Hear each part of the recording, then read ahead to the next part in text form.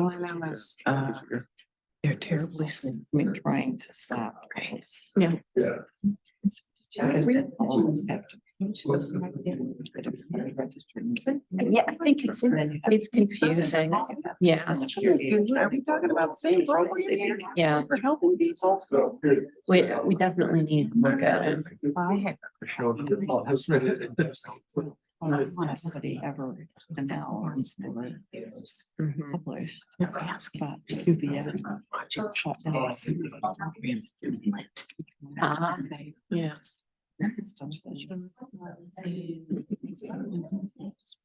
shut it down. Where was it? Oh, no, here it is. Oh, no, it's, okay.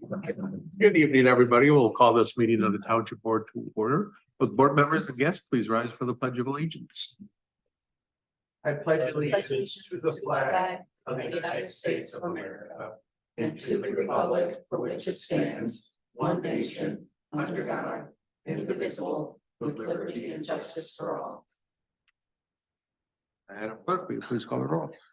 Trustee Mohica. Trustee Cascarella. Trustee Brewer. Present. Trustee Bowen. Present. Treasurer Fiedel. Here. Clerk Clark is present. Supervisor Fletcher. Here. You have quorum. Thank you. A motion to excuse trustees Mohica and Cascarella would be in order. So moved. The move is support. Support. There is support. All those in favor, please say aye. Aye. All those opposed say nay. Motion carries. We have our agenda before us. Any additions or deletions? If not, a motion to approve would be in order. I move approval of the agenda as presented. Is there support? Support. There is support. All those in favor of approving the agenda as presented, please say aye. Aye. All those opposed say nay. Motion carries. Public comment. Anybody here in the audience this evening who would like to speak?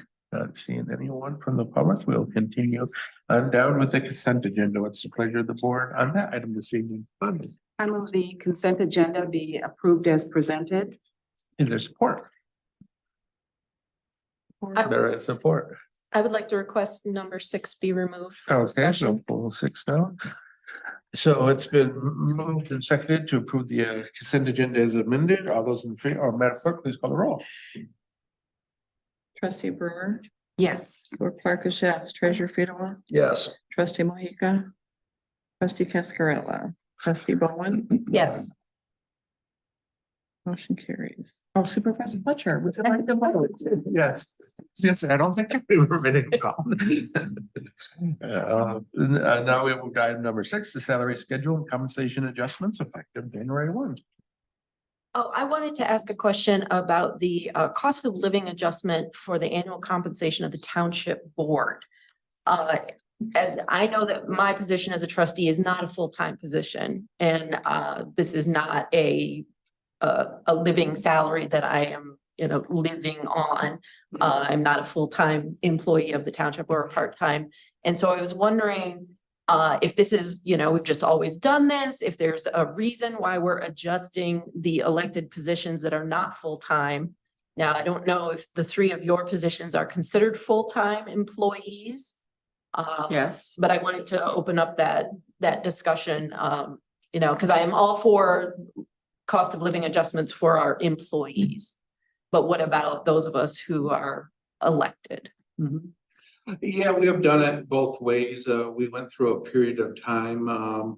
After when I first joined the board in 2008, we went for about an 8-year period where there were no cost of living adjustments or anything to the board. And then at that point, the board salaries obviously fall farther and farther behind, lose purchasing power. And then there was an adjustment to bring things back up. In par with looking at other regional boards and stuff to keep us in comparison with them. And it was decided to make more sense just to keep that adjusted moving along so you don't end up with a gap and then a big huge raise, which then gets flagged as well. People say, well, why are you giving yourself a big raise? Well, actually we weren't.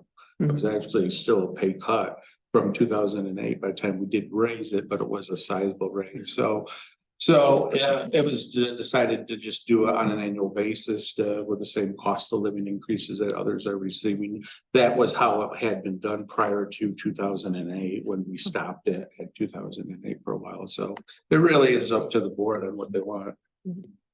Well, I'm just questioning whether these salaries should be considered a cost of living kind of salary, that we're not expecting people to run for office to get a salary that then they live on. This is in addition to other parts of our lives. It is part-time except for the clerk, which is full-time. You know, why are we keeping up with the Joneses with other municipalities? Brian, maybe you can refresh my memory, but it seems like every year we make adjustments to our fees and fines and penalties, and the amount that we give for per diems for citizen commissions, are those also adjusted on an annual basis? They're not. No, we adjust those by resolution, which I think it's been a few years since we did that. If you remember, I think we made them all $50 per diem. Right. I think more. I think some are more. Very. Some are more, I believe. Yeah. Well, and adjusting per diem, I mean, you know, for if we go to a conference and, you know, things are inflated, that's one thing, but I'm just wanted to have the conversation about, you know, what we had- pay each other. If I could, when we discussed it, it is in the board compensation and benefit policy that the board would follow the CPI increases that are determined on for full-time and part-time employees. I Okay. think to avoid that, as Supervisor Fletcher said, the history of not doing anything and then having large ones or having to do it separate. So it's considered kind of just keep with the same increases. Yeah. So, but are we eventually going to get to a point where this is like a $50,000 a year part-time job? I mean, are we going to cap it? Is there? I guess you could do the math on how long it would take to get to $50,000 with 3% increases. Yeah. Yes, go ahead. Yeah, I was on the board, and I don't recall, Mary, if you were on the board when we had that scenario, and I was on the personally, it board makes before, me yeah. a little uncomfortable and I understand the interruption of any annual cost of living adjustments on the board, because we were at the time, I believe we were going through the Great Recession. And, you know, everybody was tightening their belts, but when we compared what the other local township boards were earning as far as their salaries, we were behind. We were far behind. So I am personally uncomfortable in letting that lag and then having a large adjustment, because I think, as Ken said, that flags things and it gets distorted unnecessarily. So we did discuss this, as Brian had said, during our compensation discussions. And we've done this now for, Since 2013. yeah, quite a while now. So, yeah, so I don't have an issue with this particular motion. Fine, thank you. Yeah, Beth, thank you for raising that. I think it's worthy to have a conversation, especially at the board table for people, but I know when I was appointed to the board and then later elected, I had no idea it was a paid position. And, but I think most people are not seeking pay. I think it's great, though, that we are compensated. I'm good with that because we're doing the work. If you're not doing the work, that's another conversation for me. But I think if we're out there and we're serving the community and we're doing what we do, and, you know, I think about all the committees Mary's on and Ken's out there speaking all the time, and Dennis is representing us as well, and you, and certainly me running around the township and everywhere else. So I think I feel okay if the work wasn't being done outside of the board table, I'd take issue with it. But I think as long as you're doing the work, And I feel comfortable with that. Yes. Yeah, and just one more comment. If we're gonna have this policy of incremental across the board. I think it should be across the board. It should be with our boards and commissions. 5% on $50, do the math, it's nothing. And so to have to go back, 2-3 years, whatever, and then give them a $10, whatever, $20 increase is, I don't know. It's illogical to me. So I would suggest we consider including them in future compensation adjustments on an annual basis as well. I know we're now low in the region on what we pay our election workers too. We're gonna have to do an adjustment to compete.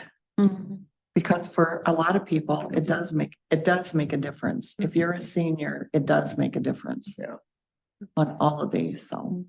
And I would suggest that the poll workers are doing the work. Absolutely. So, And that's an election commission thing that we do. I consult with Courtney and Brian, but yeah, I mean, it's just, everything is way more expensive. Well, thank you for the discussion. Would you like to make a motion? Yes, I move that we adopt the salary schedules and compensation adjustments. Sorry, for the current full-time salary schedule wages by 5% to be effective January 1st, 2024. For full-time, for current part-time, in the annual compensation of Brian Reed Township Manager and for the Township Board. Paraphrased. support. There is support. Any discussion? Seeing none, all those in favor, please say aye. Aye. All those opposed say nay. Motion carries. We have moved down to new items of business. Number one, the Delta Township Sheriff Substation Project Construction Award. And this is for $12,083,651, which is a little lower than what we had anticipated, higher than what was projected when we started this discussion years ago, but lower than what the estimate or projection was. So it's a pleasure of the board on that one. In 1 second, I'm happy to make it. Oh, Okay. I'll make a motion. Do you want it's all right. to go ahead? Or fine. want to go ahead? That doesn't. I don't care. Go for it. All right. I move that the Delta Township Board approve the proposed contract modification with Chris and Company for the purpose of providing construction services for the Delta Township Sheriff Substation project at a cost of $12,083,651. Total project costs, including owner direct costs and allowances, be supplied outside of the Christman contract, is not to exceed $14.5 million. Further, the township manager is hereby authorized to sign and execute an agreement for said service on behalf of Delta Township. Is there support? There is support. Any discussion? On that? Just a question with Chrisman Company, because this is our project, basically. I wanted to know if they work with union organizations for their subcontractors. Is there someone? who Prevailing can wage, maybe. Chrisman is, Hi. Rob Crow from Chrisman is here to answer questions. Good evening, everyone. I'm Good Rob Crow with the Chrisman Company. It's great to see you all again. It's a great question, and we absolutely do. We have a long history with both union and non-union contractors, and I'm very happy to say that this particular project received really great support. We had a phenomenal bid day, and many of the trade contractors involved are union contractors. So Awesome. Does that also extend to trying where possible to work with minority owned companies? yep, absolutely. Yep. Excellent. Well, I looked up some of your subcontractors that were listed in the listing you provided, and they have a stellar background. So good job. Thank you so much. Any other discussion? All those in favor, please say aye. Aye. All those opposed say nay. Motion carries. Item number 2, citizen participation plan for the grant, and the manager's office recommends we approve this. Pleasure of the board of that item.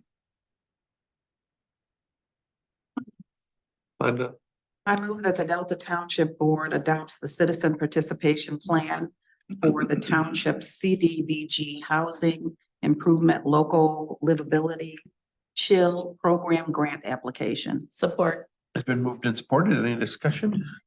Seeing none, all those in favor, please say aye. Aye. All those opposed say nay. Motion carries. Right, manager's report.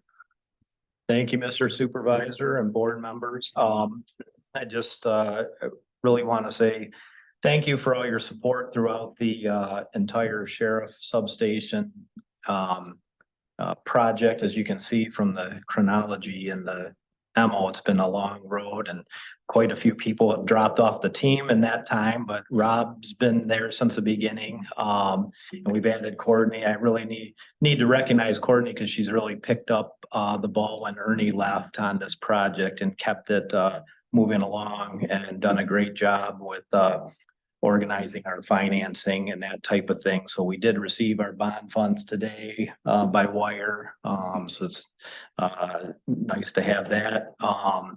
We are fully situated in the temporary locations. So I would like to offer board members before next board meeting Monday, say at 5 o'clock or 5:15. If you'd like to visit over there, we can have it, have Preston there and be open to just kind of tour the temporary locations. And I think they're very happy with it from what we hear.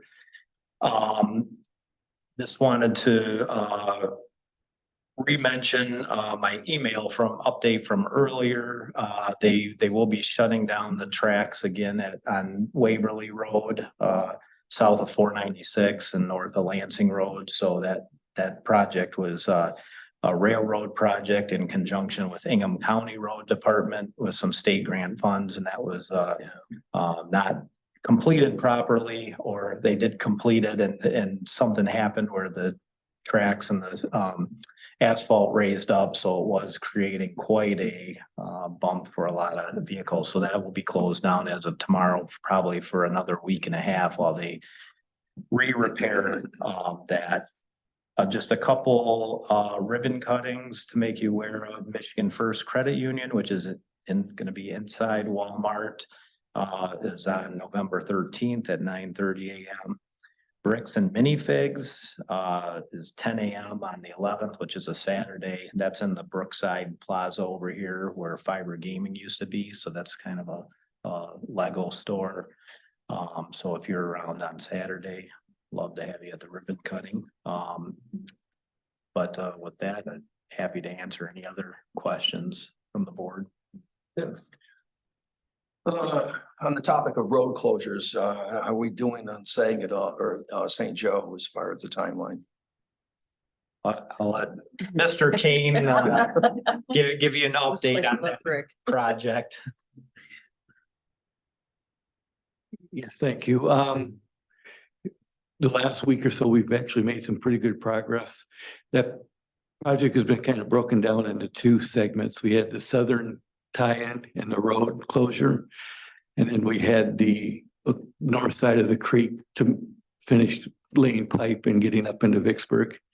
As of last week, they have finished the tie-in on the south side. And on Friday, they were rescaping the area where they did the tie-in. They're projected to lay curbing, road curbing and sidewalk this Thursday. And possibly putting in asphalt a week later, the Thursday afterwards. So hopefully in the next week and a half, they will have the road at least put together. But will it be open? I guess is the question at that point. For the most part, I think we'll be able to talk to get it open. I would probably give us a couple weeks to be sure. I don't know about lines, painting lines and whatnot. But hopefully they'll have everything poured or laid in. And it usually takes 3-4 days for it to cool down. This time of year, probably a little quicker. But I would say definitely within 2 weeks, we'll have that road. Okay. So That'll make some people very happy and some other neighbors not very happy. They've enjoyed the lack of traffic in front of their house. yeah, I would believe it's going to make everybody happy, especially here. And then, Very. yeah, and then on the north side, they're hoping to get up into Vicksburg by the end of this week, and then another 10 days or so, we should get critical paths in the sewer flowing in the new pipe. Yeah. Thank you, Brad. Any other reports for Brad? I do want to raise for the board, the UAW reached out to us to do resolutions of support of striking workers at Blue Cross and at GM, which is GM is now solved and everything. But since it was between meetings, we wanted to ask everybody if they were okay with that, bringing that forward at next week's meeting. We'll bring forward resolutions supporting the strike at Blue Cross, and then we'll probably just congratulate them on a successful strike at Blue Cross or at General Motors, something to that effect. Is the Blue Cross still ongoing? Yes. Is that part of the other larger nursing, that other entity at all? Or is it No, completely it's just, separate? it's just part of their, do they have a contract with the UAW that's expired? Okay, alrighty. So we'll have that at next. week's meeting. Absolutely. I just wanted to share something about, this Saturday is Veterans Day. And, of course, we all want to honor our veterans. One North Kitchen is offering a free meal to veterans. They're having a brunch from 9 to 11. So if anyone is interested, if you're a veteran and you'd like to get a really delicious meal, please go to their website. I'm sure they have information on it, but it's One North Kitchen. Anything else? Have we made any progress, Brian, in assessing our ordinances to help the hotels with the illegal activity? That was something that we had talked about a couple months ago. Yeah, I don't want to say we haven't made any headway, but we need to bring that back. That stalled a little bit. Okay. With everything we've had going on with the changes in the sheriff's department and internally, but we will be bringing that back here Great. soon. Wonderful. Thank you. Okay, we'll move on to the committee of the whole, then the discussion of the children. Sounds good. Well, I provided a lot of materials for you, and we have a guest from Capital Area Housing Partnership. Raleigh Van Fossum is here to give a brief presentation, and will be between him or myself, Aaron and Peter have all been working on it and happy to answer any questions. So we were in, as you saw earlier in the packet, we were intending for this night to be a public hearing, but we had to wait. Mishta had a couple FAQ sessions, so we weren't able to have that tonight. So we have that scheduled for next week, and it is a very compressed time frame. The grant will be due actually next Monday at midnight, so we will turn it in after board considers it for action on Monday. But this is a really, I think, a very good opportunity for the township and our residents. And with that, I'll just introduce Raleigh. Thanks, Brian, and appreciate you all giving me a chance to speak with you tonight. My name is Raleigh Van Fossen, as Brian mentioned, and I'm the current executive director at Capital Area Housing Partnership. And Brian, go to the next slide if you're who's ever controlling that presentation. My hope, Brian asked to come is because you'll learn throughout my presentation our interest in partnering with the township in this program. But I wanted to back up a second and just talk a little bit more in depth about the Mishta Chill program. And Mishta State Housing Authority does have a fun time with the acronyms they like to create for these types of program opportunities. So CHILL stands for CDBG, which is Community Development Block Grant, and it's Housing Improving Local Livability. And the unique opportunity with this program, which brought our team and Brian's team together, is because the township is considered a non-entitlement community for multiple reasons, generally population related. And so therefore you don't get access to an annual allocation of community development block grant dollars. For example, City of Lansing and East Lansing do because of their size. So for the fact that Mishta has now compiled CDBG dollars that are at the state level for this opportunity for exclusively non-entitlement communities really puts the township on the playing field to be competitive for this opportunity. And so this opportunity offers the township and any of those who are eligible to apply two activities. One being demolition and new construction, and the other being homeowner occupied rehabilitation grants. We're here and focusing on the homeowner rehabilitation grants with this first round of funding based on conversations and goals that we've learned through Brian and others at the township. Let me go to the next slide. And so who's CAP and why are we interested in this opportunity?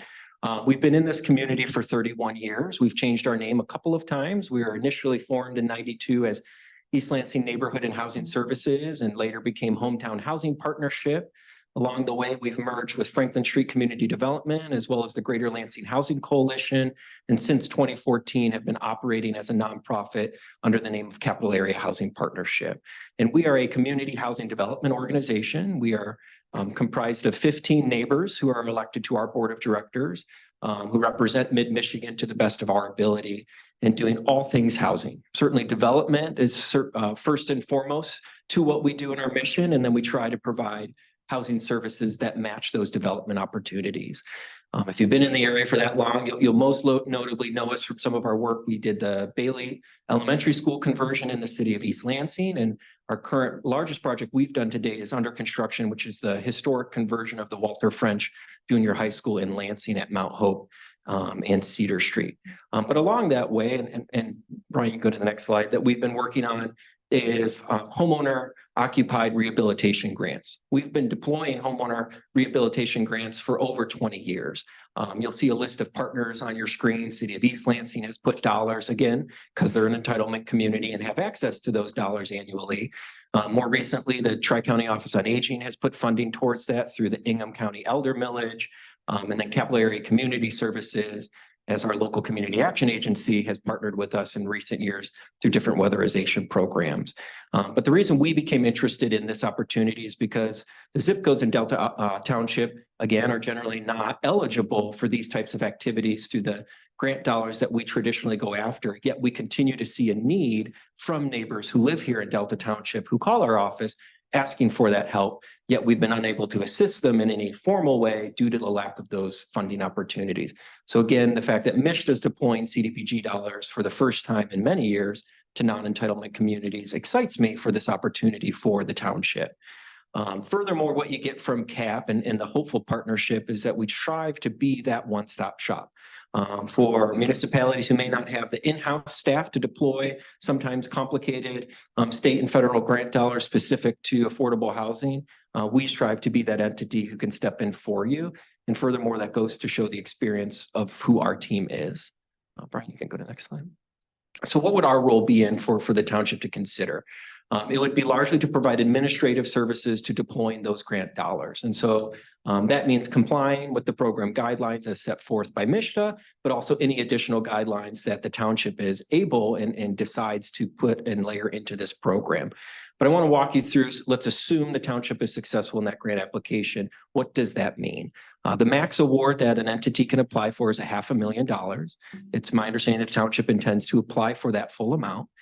Households in the target areas that the township selects can be eligible for up to $40,000 in rehabilitation grants. We're working with the township. We're to set a lower goal. Our average rehab dollars is $25,000 per house or below. It also will help spread the love to even more houses within the township by doing that. But our effort and our hope is to assist with the outreach and marketing to solicit neighbors to apply and see if they're eligible. There is an income qualification that households will have to be at or below. That's the 80% of the area median income. And to give you an example, for a household size of 1, that's about $43,000 or less. And that number goes up every time you add a heartbeat in the household. And it goes up for every time you add somebody 18 or older who's who's employed in some way. So we would be there to verify eligibility, both income, and then again, ensuring that they are eligible as a township resident and live within one of the priority target areas that the township selects. We would then use our construction staff. We have a team of licensed builders on team, as well as development specialists who would go and inspect the home, determine what type of repairs are necessary and have been requested. These dollars are really going to target health and safety items first. So think things like HVAC mechanicals, roof, the shell of the home, siding, windows, lead, asbestos, radon mitigation. All of those factors would be top of the list. This isn't an opportunity for neighbors to apply for to get their kitchen redone just because they want the kitchen to be redone. No, that's not the type of repairs this program's looking to do, nor would they be eligible. The moment we've done that inspection, we would write work specifications, determine a draft budget, and we would work to get approval from the township on each one of those projects, ensure that if there's any code violations, et cetera, Our staff is knowledgeable about that, and then we would put that out to bid. All of the work we do, one, because of the CDBG program requires it, we would competitively bid to local contractors here in the community.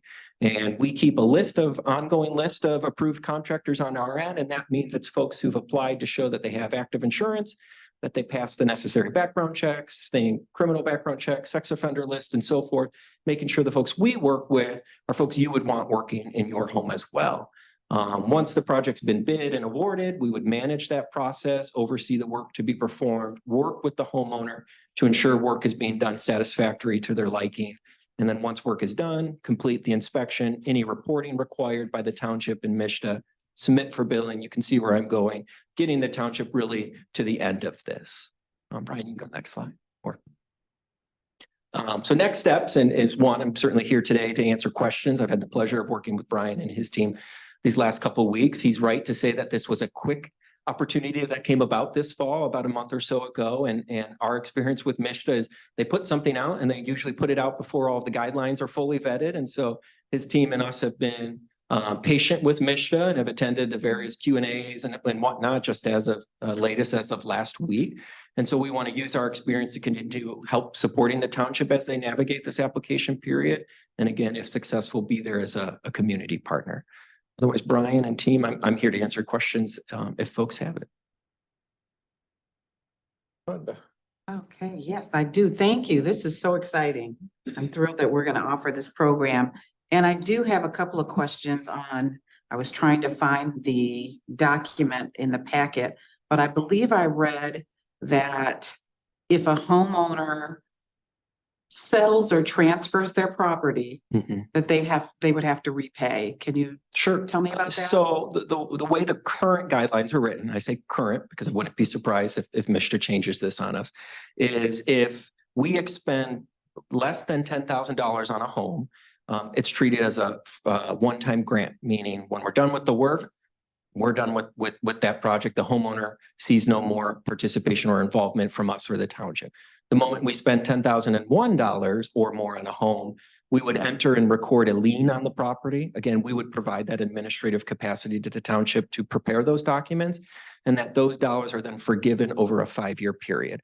Assuming the homeowner hasn't sold or changed ownership during that 5-year period, they would have nothing to worry about. If, to answer your question, if they sold or transfer ownership during that time, there could be a repayment due back to the township of those funds. We call that in our world program income, and MSHDA would then have guidelines of how that program income could be used or not used on other related projects. I'm not certain that they've fully vetted out that part of the deal yet, but that would give you an answer as to if we put funds into a home, how long the current homeowner would have to be compliant. Okay.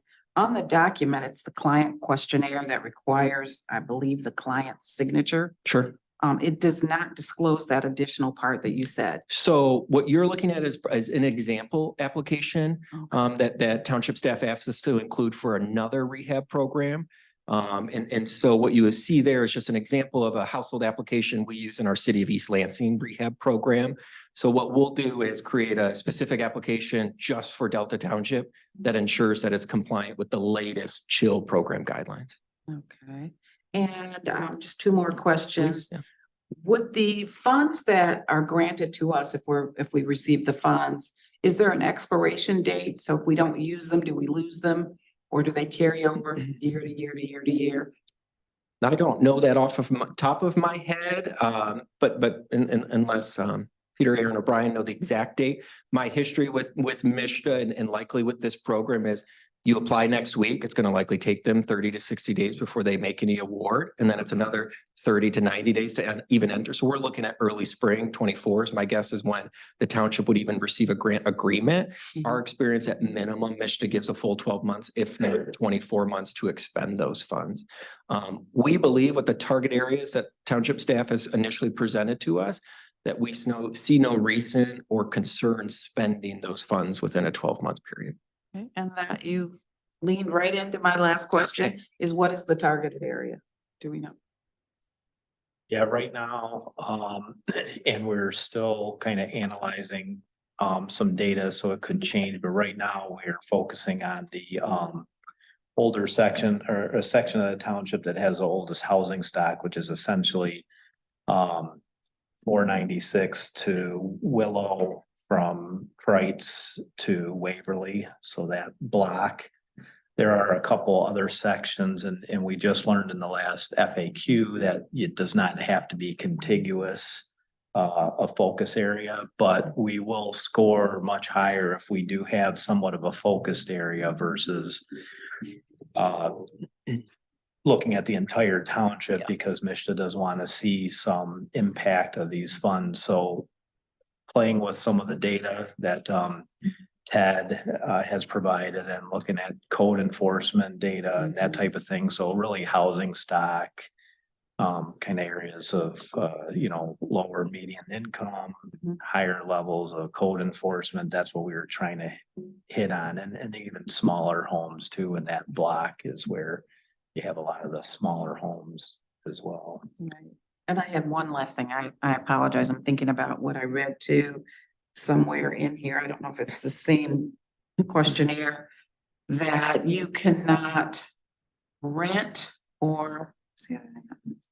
Yeah, I it's look rent at or it. sell, this one Yes. said rent or sell. Yeah, so you 30 can't years. rent the property either. And I don't know. I guess we'll determine that on our, at some point. You can never rent or so I don't know what that language is. how broad that is. If I know exactly what you're looking at, my guess is you're looking at, again, the draft or the example application from East Lansing. And so that is one of the city of East Lansing's layered on rules with their program is that recipients can't then go and rent their home because they consider Makes that sense. an undue luxury that then the property owner got. My guess is Mishta's guidelines will fall with similar justification and that in many ways could be considered transfer, even though it wouldn't officially be a transfer, but those are certainly guidelines as Mishta finalizes them. And if the township is successful, that we'll work with the township to decide if that is a Mishta rule, we'll be compliant. And if not, and that the township's able to add more, then that would be at the pleasure of the township. Thank you. Thank you. Ken. That was my question. Can we be more strict than Mishta, but not less strict? Typically. Generally speaking, yes. Without specifics of what you want to be Right. more strict on. Well, I'm talking about owner occupied period. Yeah, but and my understanding, that's the priority for these funds, if not the requirement of these funds. Yeah, I think the requirement has to be owner occupied. I don't know in the guidelines in the future if they Pull it. my guess is that they would because they would not want somebody turning it into a Right. enterprise. The goal is to keep enhance the single family housing and keep people into their house and help them with emergency repairs. With the 5-year rule. So I have a house that gets some repairs and 3 years in or something like that, I'm transferred because of my job. Sure. Okay, are there any kind of exceptions there for things that are beyond the homeowner's control? Generally, no, that the exception would be that those funds would be prorated down on an annual basis. Okay. And so it may not be that you owe the full amount back at that point, That's something. but determining the amount of award you initially got, what the proration is 3 years later, that would come due. And that transfer would come due because there would be a lien, whether that's a second lien, depending on how you financed your home. That at title transfer, that's when that would come up and that would force the hand of the seller at that time to reach back out to the housing partnership for us then to reengage the township of whether that it's appropriate to forgive that lien and see that gets paid doable. So. Okay, and the threshold, the $10,000 threshold. So if the repairs are above the $10,000, is there like an annual reporting? Does the homeowner have to then engage with you annually? No, they wouldn't. And so if it's 10,000 or less, it's a grant. Once the project's done, we're done. 10,001 or over, we would provide an annual report to the township on the status of all of those liens and where their current proration is. And traditionally, we then send a copy of that letter to that household so they know, but there wouldn't be any requirement for the homeowner to do any outreach on an annual basis. So they wouldn't have to requalify their income or No. anything like that? Okay, All of that is at time of application. thank you. Two questions. So on the $10,000 threshold, What if it was a $15,000 re-roof job Mhm. and the request was only for 10 and the owner was gonna put in 5? Is that allowable? I don't know that Michigan's vetted that specific and in other other rehab programs, we do that and allow for that, but the current guidelines that I'm familiar with that Michigan's put out is that there hasn't been a threshold created for the homeowner to come to the table with any funds. And so in that instance, if the roof repair costs 15 and that there were grant funds to cover that, they would be put into that prorated 5-year forgivable grant cycle. So you're saying that there's no opportunity for a match option? On our end, not necessarily. Does that mean that if we're doing work, let's say we're going to your house and we've got 25,000 that we've already maxed out, yet you want to use that same contractor for an additional $10,000 worth of work? How we would initially treat that and recommend to the township is that then would become a private contract between the homeowner and the contractor at that time. And we can help arrange that type of communication and so forth. But we'd like it, if MSHDA doesn't allow for that in their guidelines, keep that separate from the contract we do with the And homeowner. it's still within the parameters of the income levels and all that, so. Yep. Yeah. But at that point, that's their money to choose if they want to spend above and beyond what this grant program could assist with. So if you're a gambler, what do you think the odds are of us getting this grant? Sure. So I think you have a strong shot, and I say that because our region is considered Ingham, Clinton, and Eaton through MSHDA's eyes, and MSHDA has allocated at least $1 million to this region minimum.